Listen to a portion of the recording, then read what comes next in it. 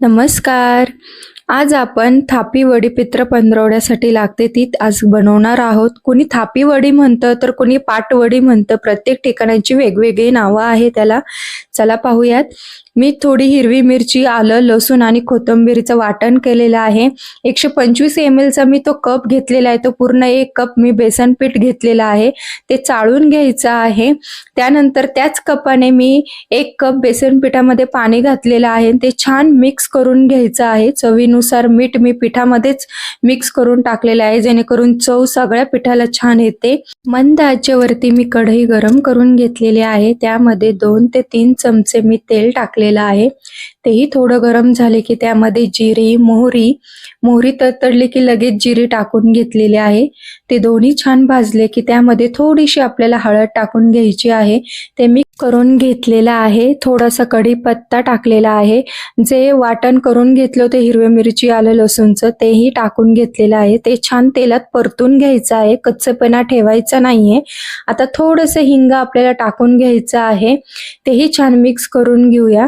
आता ज्या कपाने मी बेसन पीठ घेतलं त्याच कपाने मी पाणीही पहिले 1 कप टाकलं, नंतर पुन्हा त्याच कपाने अर्धा कप मी पाणी पुन्हा टाकलेलं आहे. असे एकूण मी 125 ml चा जो कप आहे त्याने मी 1.5 कप पाणी टाकलेलं आहे. बेसन पिठाचे बॅटर होतं ते मी कढईत त्या फोडणीमध्ये टाकून घेतलं. छान सतत मिक्स करत राहायचं आहे, जेणेकरून गाठी होऊ नये.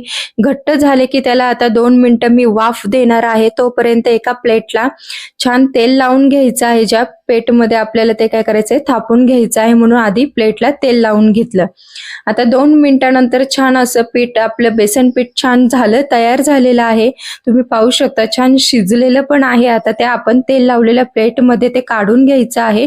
गरम गरम आहे म्हणून आधी मी त्याने थापून घेतलं, नंतर थोडेसे हाताने थापून घेतलं. त्यावरती बारीक कट केलेली कोथिंबीर आणि सुके खोबरं जे किसून घेतलेलं आहे ते मी त्यावरती टाकलेलं आहे. ते पण थोडंसं असं दाबून घ्यायचं आहे, जेणेकरून ते त्याला चिटकन म्हणून.